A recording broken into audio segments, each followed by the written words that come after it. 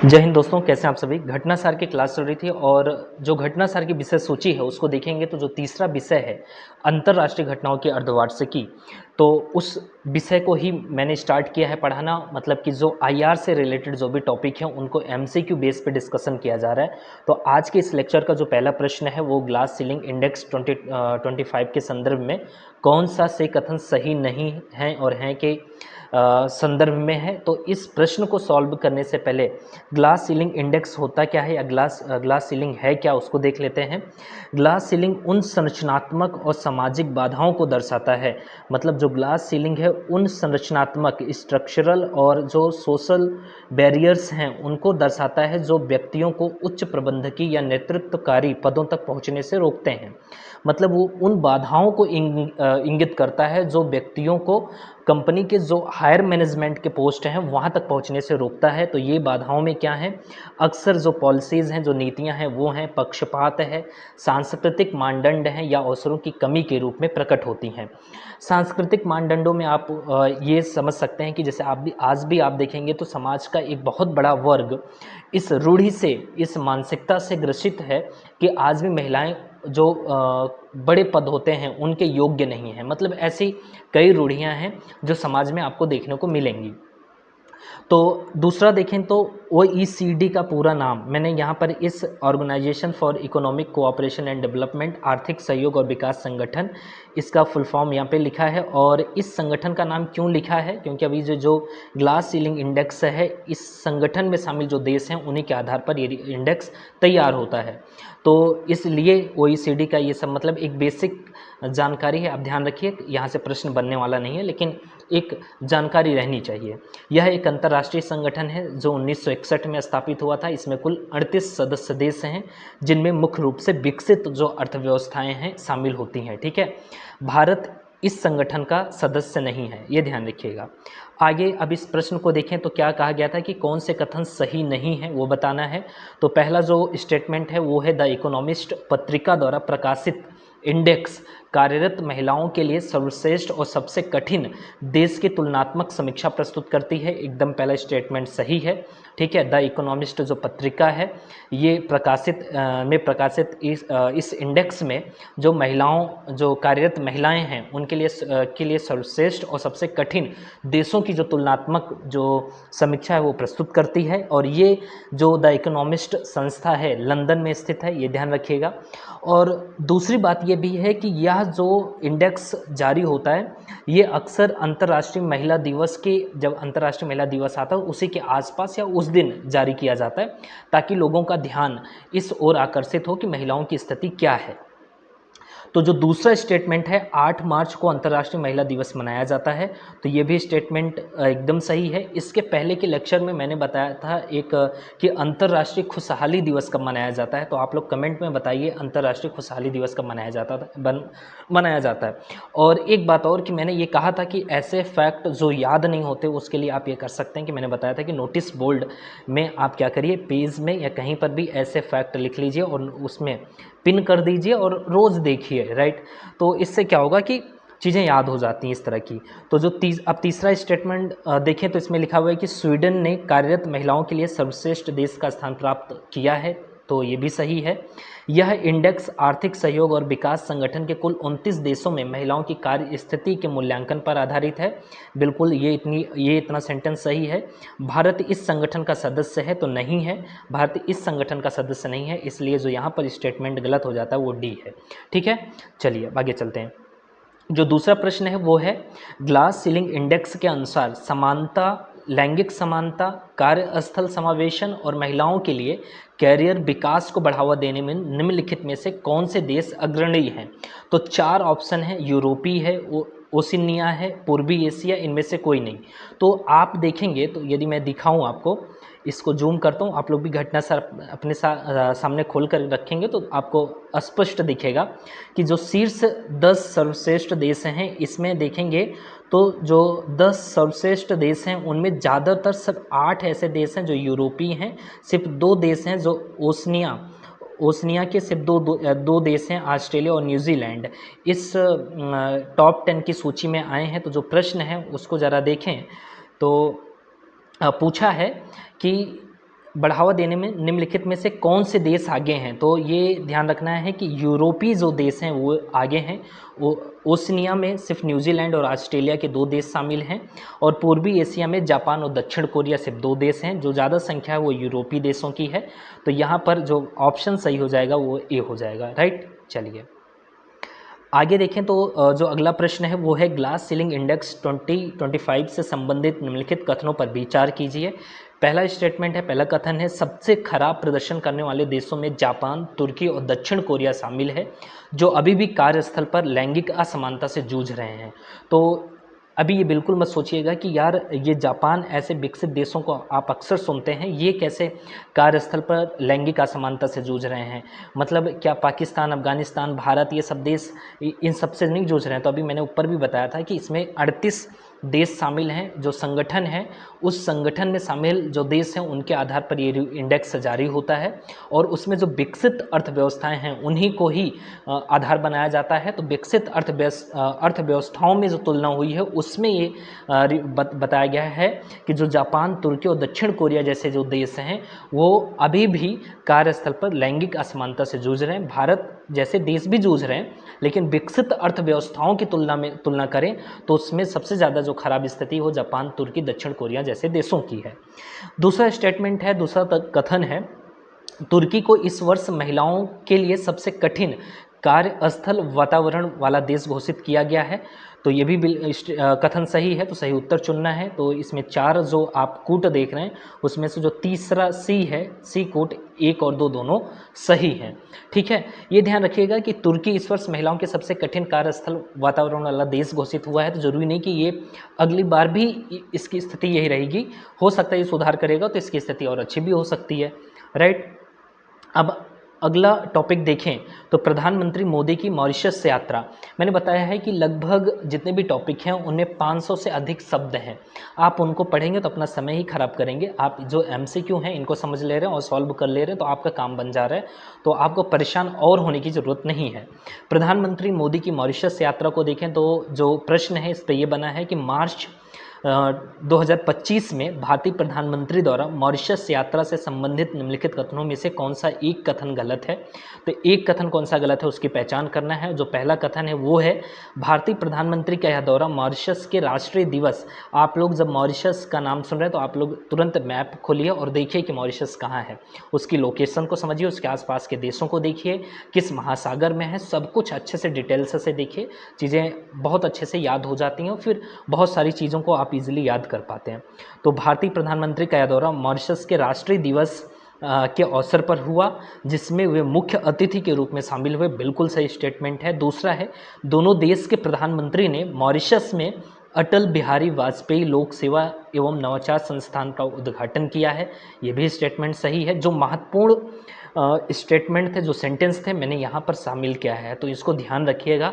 मतलब हल्के में भी बहुत मत लीजिएगा कि बस यूं ही आप देख लीजिए कि अच्छा कौन सा इसमें। हर एक स्टेटमेंट, मैंने जो भी एमसीक्यू बनाए हैं अब तक, हर एक कथन अपनी इंपॉर्टेंस रखता है, हर एक कथन से प्रश्न बनने की गुंजाइश रहती है। इसलिए बहुत ही गंभीरता से हर एक कथन को देखिए और समझिए, राइट। तो मैं अनावश्यक कोई भी स्टेटमेंट, कोई भी कथन अपने एमसीक्यू में मैं नहीं डाल रहा हूँ कि बस आपके लिए वो सिर्फ लोड हो। जितने भी कथन हैं सब अपनी इंपॉर्टेंस रखते हैं और सबसे प्रश्न बनने की गुंजाइश रहेगी। तो दोनों देशों के प्रधानमंत्री ने मॉरिशस में अटल बिहारी वाजपेयी लोक सेवा एवं नवाचार संस्थान का उद्घाटन किया है, तो ये भी सही है। भारतीय प्रधानमंत्री को मॉरिशस का सर्वोच्च सम्मान प्राप्त हुआ है, हाँ हुआ है, ये भी सही है। डी है, सम्मान प्राप्ति के बाद वर्तमान में किसी अन्य राष्ट्र द्वारा पीएम मोदी को मिले इस सम्मान की संख्या 21 हो गई है। मतलब मार्च 2025 में वर्तमान प्रधानमंत्री ने मॉरिशस की यात्रा की और वहाँ पर मॉरिशस ने अपने यहाँ का जो सर्वोच्च सम्मान था, सर्वोच्च सम्मान the grand commander of order of star and की ऑफ इंडियन ओशन है, और इस सम्मान से जो भारतीय प्रधानमंत्री हैं उनको सम्मानित किया। तो ये सम्मान जब किसी दूसरे देश के द्वारा पीएम मोदी को मिला तो अब तक इस तरह के सम्मान की संख्या जो बढ़ करके हो गई वो 21 हो गई। कब? मार्च 2025 में, राइट। ध्यान रखिएगा, मार्च 2025 में। और इसके पहले के एक लेक्चर में मैंने बताया था कि मार्च के बाद अप्रैल में भारत की श्रीलंका यात्रा हुई और वहाँ पर भी श्रीलंका ने भारतीय प्रधानमंत्री को, वर्तमान भारतीय प्रधानमंत्री को वहाँ अपने यहाँ का सर्वोच्च सम्मान दिया श्रीलंका ने। उसके बाद जो सम्मान की संख्या है जो अब तक पीएम मोदी को मिली है किसी अन्य देश से, उसकी संख्या बढ़कर के 22 हो गई है। तो वर्तमान में 22 है, लेकिन जब मार्च में ये सम्मान मिला था तब संख्या 21 थी, लेकिन मार्च के बाद अप्रैल का महीना आया और इस अप्रैल के महीने में जब श्रीलंका ने भी सर्वोच्च सम्मान दे दिया तो संख्या बढ़कर के कितनी हो गई, 22। ये ध्यान रखिएगा, बहुत सारे यहीं पे गलत कर जाएंगे। जब प्रधानमंत्री की मॉरिशस यात्रा से संबंधित बनेगा स्टेटमेंट तो घटनासार में रट्टे रहेंगे 21 और यही करके आएंगे डी, तो ये गलत हो जाएगा। अभी 22 हो चुकी है और आगे ही एग्ज़ाम तक आपको देखना है कि यदि कोई और देश ऐसे सम्मान दे देता है तो ऐसी संख्या बढ़ जाएगी, राइट। तो यहाँ पर जो स्टेटमेंट गलत होगा वो डी हो जाएगा। अब इसके बाद अगला जो प्रश्न है वो है मॉरिशस के सर्वोच्च सम्मान पुरस्कार से संबंधित कथनों पर विचार करें। जो पहला कथन है वो मॉरिशस का सर्वोच्च सम्मान the grand commander of order of star and की ऑफ इंडियन ओशन से 12 मार्च को भारतीय प्रधानमंत्री को सम्मानित किया गया, बिल्कुल सही है। दूसरा, यह सम्मान पाने वाले मोदी पहले भारतीय और 5वें विदेशी नेता हैं। बहुत जरूरी स्टेटमेंट है, ध्यान रखिएगा, प्रश्न यहाँ से बन सकता है। यह सम्मान पाने वाले मोदी जो हैं ये पहले भारतीय हैं, मतलब मॉरिशस के द्वारा इस तरह का सर्वोच्च सम्मान भारत में किसी भी नेता को, किसी भी पहले भारतीय को दिया गया तो वो कौन है, मोदी हैं। और मॉरिशस ने अब तक कितने विदेशी नेताओं को ये सम्मान दे चुका है, 5 विदेशी नेताओं को दे चुका है। तो इसमें अब वर्तमान भारतीय प्रधानमंत्री शामिल हो गए हैं और एक नाम याद रख सकते हैं जैसे नेल्सन मंडेला को ये सम्मान मिल चुका है। तो समझ रहे हैं ना कितनी इंपॉर्टेंस है। तो नेल्सन मंडेला को मिल चुका है वर्तमान भारतीय प्रधानमंत्री। 2 का नाम आप जान लिए, 3 का जरूरी नहीं है वरना पूछेगा, ठीक है। तो यहाँ पर सही कोट की पहचान करनी है, राइट। सही कथन की पहचान नीचे दिए कोट से करिए। तो यहाँ पर जो विकल्प होगा वो सही, वो क्या हो जाएगा, 1 और 2 दोनों। अब अगले प्रश्न को देखते हैं। अगला प्रश्न है 19 मार्च 2025 में भारतीय प्रधानमंत्री द्वारा, सॉरी 19 मार्च कह रहा हूँ, ये क्वेश्चन नंबर 19 है, वही मैं सोचा ये कैसे। तो मार्च 2025 में भारतीय प्रधानमंत्री द्वारा मॉरिशस यात्रा से संबंधित निम्नलिखित कथनों पर विचार करें। देखिए, ये मैं अभी बोल दे रहा हूँ कि यहाँ से प्रश्न मुश्किल है बनना। ये जो क्वेश्चन नंबर 19 देख रहे हैं यहाँ से बनना मुश्किल है, लेकिन ध्यान रखना होगा क्योंकि ये 2 स्टेटमेंट अपनी इंपॉर्टेंस बढ़ा देते हैं, तो इसलिए मैंने इस पर भी प्रश्न बना दिए हैं। तो कथनों पर विचार करें। जो पहला जो कथन है वो है दोनों देशों के बीच कुल 8 समझौतों पर हस्ताक्षर हुए। बताइए भारत और श्रीलंका के बीच कितने समझौतों पर एग्रीमेंट हुआ है, आप कमेंट करके बताइए, ठीक है। देखते हैं कितने लोग पढ़ रहे हैं। भारत और श्रीलंका के बीच में मैंने बताया था। चलिए आप वही अंतर्राष्ट्रीय जो पूछा है मैंने कि खुशहाली दिवस कब मनाया जाता है वो बताइए, ठीक है। और जो एग्रीमेंट है भारत और श्रीलंका के बीच में 6 हुए हैं, मैंने पहले लेक्चर में ये बताया था। तो 6 एग्रीमेंट, और रक्षा जो समझौता है वो 5 वर्षीय था, मैं बताया था, ठीक है। तो यहाँ पर जो पहला स्टेटमेंट है वो सही है। दूसरा है स्थानीय मुद्रा निपटान प्रणाली पर दोनों देशों के केंद्रीय बैंकों में समझौता हुआ है। तो जो स्थानीय मुद्रा निपटान प्रणाली का मतलब भारत रुपए, अपना जो यहाँ का जो रुपया है और जो मॉरिशस का जो रुपया है, उन दोनों में ये व्यापार करेंगे। जो विदेशी मुद्रा है उन पर अपनी निर्भरता को कम करेंगे। तो ये भी ठीक है जो समझौता हुआ है। तो दूसरा जो कथन है वो सही है। साथ ही आर्थिक अपराध पर अंकुश के लिए मॉरिशस के वित्तीय अपराध आयोग और भारत के प्रवर्तन निदेशालय ईडी के बीच समझौता हुआ है। मतलब जो आर्थिक अपराध हैं, जिस तरह की जो भ्रष्टाचार हैं, जो धन शोधन हो रहा है, आतंकवादी गतिविधियों को धन शोधन के माध्यम से जो बढ़ावा मिल रहा है, इन सब पर अंकुश के लिए मॉरिशस के वित्तीय अपराध आयोग और ईडी के बीच समझौता हुआ है। तो यहाँ पर तीनों कथन सही हैं, तो इससे सी विकल्प सही हो जाता है। आगे देखें, जो अगला प्रश्न है वो है वैश्विक आतंकवाद सूचकांक 2025 से संबंधित कौन सा एक कथन गलत है। तो जो पहला कथन है वो है GTI 2025 में बुर्किना फासो आतंकवाद से सबसे अधिक प्रभावित देश है। इसके बाद अफगानिस्तान और सीरिया है। तो यहाँ पर ध्यान रखना है कि जो बुर्किना फासो है ये आतंकवाद से सबसे अधिक प्रभावित है, और इसके बाद अफगानिस्तान नहीं है, पाकिस्तान है, ठीक है। और फिर इसके बाद सीरिया है। तो जो पहला कथन है वो गलत हो जाता है, और जो कथन है वो सही है।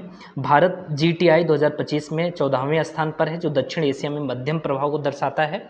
तीसरा जो कथन है, इस्लामिक स्टेट GTI 2025 में सबसे घातक आतंकी समूह है जो 22 देशों में सक्रिय है। ठीक है, इस्लामिक स्टेट ये कट्टरपंथी सुन्नी इस्लाम पर आधारित शासन व्यवस्था को बढ़ावा देते हैं, जो उदारवादी मुसलमान हैं, जो शिया हैं और जो अन्य धर्म के जो हैं लोग, उन पर ये हमले करते हैं, उनको टारगेट रखते हैं।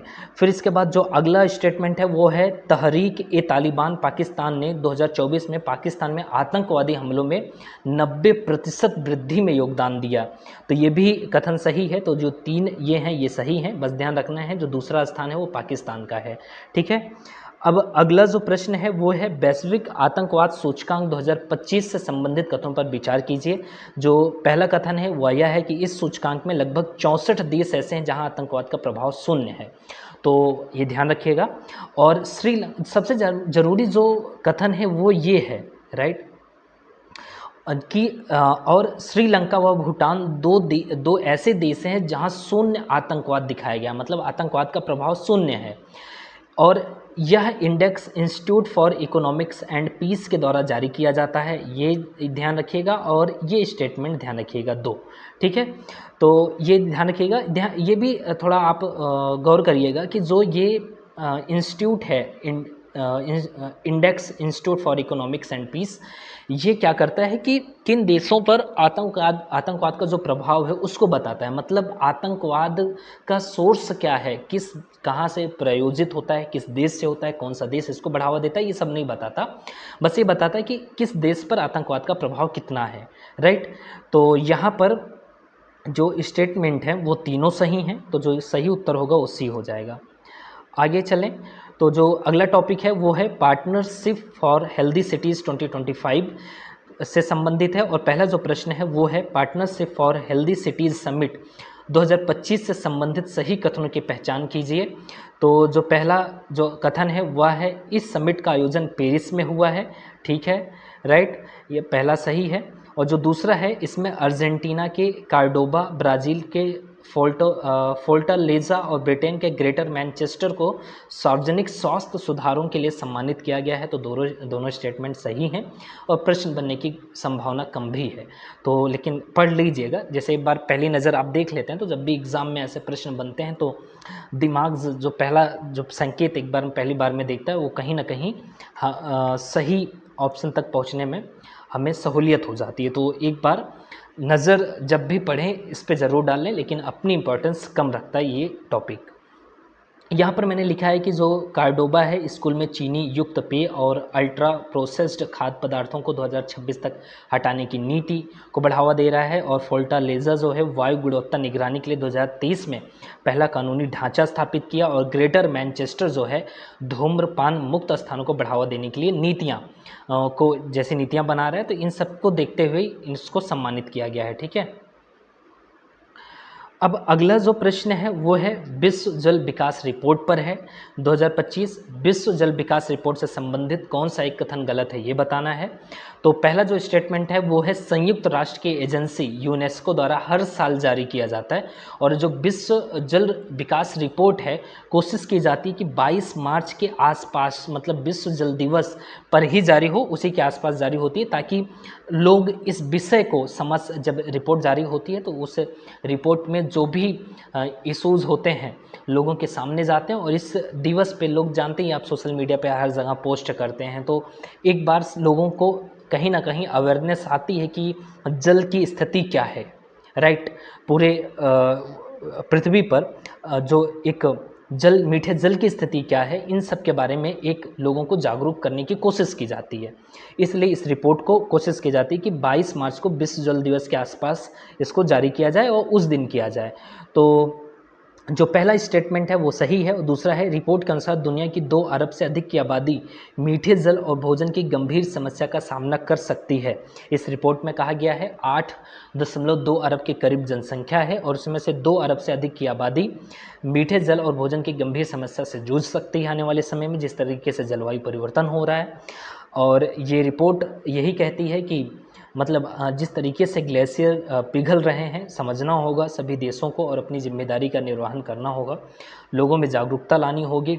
जिस तरीके से जलवायु परिवर्तन हो रहा है उसके क्या कारक हैं, उनके उन्मूलन के लिए लोगों में अवेयरनेस आनी चाहिए। गवर्नमेंट भी इसकी तरफ सक्रिय दिखे। इन सबको देखते हुए ये रिपोर्ट जारी होती है और ये कुछ समस्याएं दिखाई गई हैं कि इतनी बड़ी आबादी मीठे जल और भोजन की गंभीर समस्या से जूझ सकती है। हर साल 22 मार्च को विश्व जल दिवस मनाया जाता है और इस बार जल दिवस की जो थीम है ग्लेशियर संरक्षण है। ठीक है, ग्लेशियर जो संरक्षण है वो है। इनमें से कोई नहीं पूछा क्या है, कौन से कथन गलत हैं, तो सब कथन जो हैं सही हैं, इसलिए यहाँ पर जो स्टेटमेंट टिक किया जाएगा वो डी हो जाएगा। ठीक है, तो मेरे ख्याल से आज के इस लेक्चर में हम लोगों ने बहुत कम समय में 5 टॉपिक को कवर किया है। बहुत इन पांचों टॉपिक में लगभग 500 से अधिक शब्द हैं और आपने उन पांचों टॉपिक के उन इम्पॉर्टेंट फैक्ट और सेंटेंस को देख लिया है जो परीक्षा के लिहाज से अपने महत्व रखते हैं। तो इस तरीके से आगे भी 2 वीडियो और आएंगे। इसके बाद आईआर ख़त्म हो जाएगा, फिर नेशनल पे चलेंगे और नेशनल को मैक्सिमम में 2 से 3 वीडियो में ख़त्म करूँगा। बहुत जल्द ख़त्म करूँगा क्योंकि छोटी सी पतली सी बुक है। मतलब आप देखें तो इतनी पतली सी बुक को कितना टाइम हम देंगे, बहुत ज़्यादा नहीं देंगे। जल्दी से ख़त्म करते हैं इसको, घटनासार को। ठीक है, और बने रहिए वीडियो में और आप लोग कमेंट ज़रूर करिए, राइट, और कमेंट और लाइक ज़रूर करिए और शेयर भी करिए। चलिए मिलते हैं अगले लेक्चर में। नमस्कार।